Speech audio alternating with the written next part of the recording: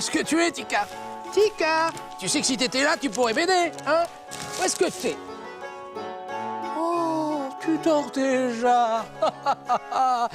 Oh, ma petite Tika. Viens, viens, avant de t'endormir, je vais te raconter une histoire qui nous vient de Lettonie. Oui, Vishma était une charmante fillette qui vivait à Riga. Ses parents étaient de riches artisans qui avaient la plus belle maison de la ville. Malheureusement, ils avaient disparu depuis plus d'1 an. Et Leïma, une cousine de son père, était venue s'occuper d'elle. Leïma régna bientôt sur la maison et la fortune des parents de Vishma, comme si tout lui appartenait. Elle avait réduit Vishma à l'esclavage et lui faisait faire toutes les corvées de la maison. La petite dormait dans le grenier et n'avait qu'un bout de pain par semaine pour tout repas. Un jour, Vishma s'assit sur le bord d'une rivière pour pêcher. Le lendemain, c'était Noël, mais même cette idée ne lui paraissait pas très gaie. Comme d'habitude, elle resterait seule. Leïma irait faire la fête sans elle.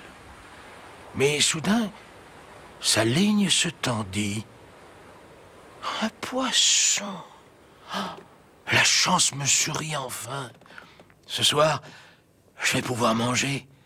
Alors Vishma tira doucement sur sa canne à pêche et sortit de l'eau un poisson d'une beauté exceptionnelle.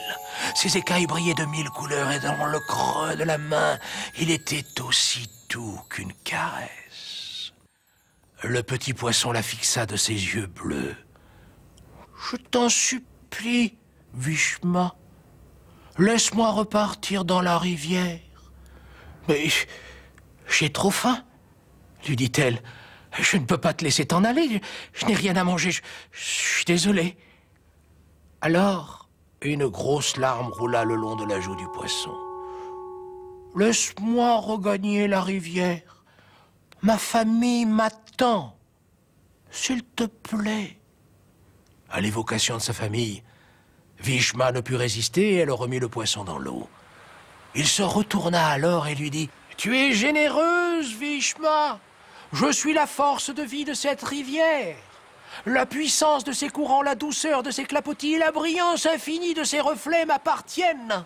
Alors pour te récompenser de ta bonté, ton vœu le plus cher se réalisera. » Puis d'un battement de nageoire, le poisson disparut dans la rivière.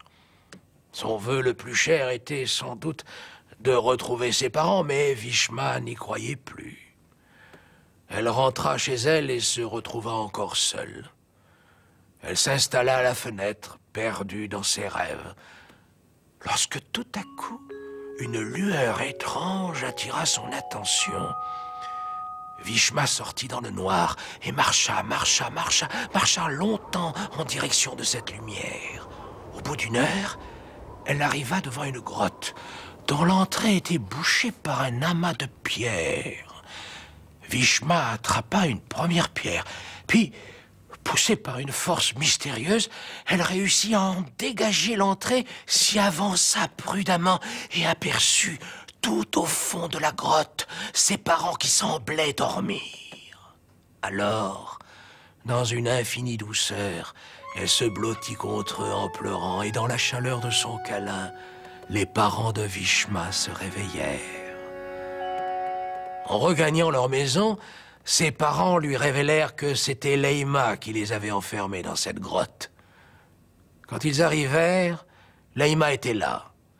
Vishma l'attrapa alors par les cheveux et avec une force incroyable, la lança si loin dans le ciel que certains se demandent si elle est redescendue un jour sur Terre. Hein?